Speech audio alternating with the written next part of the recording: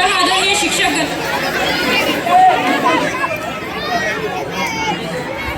सन्माननीय अध्यक्ष महोदय, माननीय मुख्य अतिथी, सर्व आदरणीय शिक्षकगण आणि माझ्या शाळेचे सर्व विद्यार्थ्यांनो, आपण सर्वांना गणतंत्र दिवसच्या मनपूर्वक शुभेच्छा.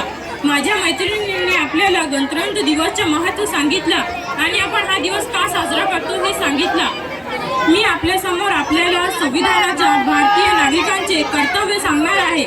भारत आपला देश आहे. जसं आपण एक कुटुंबात असून सर्व सदस्य आपले कर्तव्य पार पाडत असतात, तसेच देशासाठी काहीतरी कर्तव्य असतात. काय कर्तव्य असतात मी सादर करीत आहे.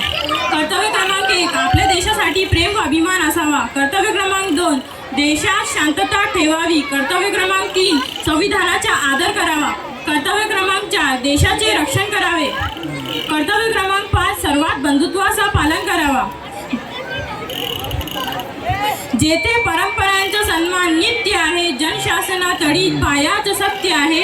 जेथे सदा निनांदो जयगीत जागृतीचे, हा सूर्यचंद्र नांदो स्वतंत्र भारताचे. धन्यवाद.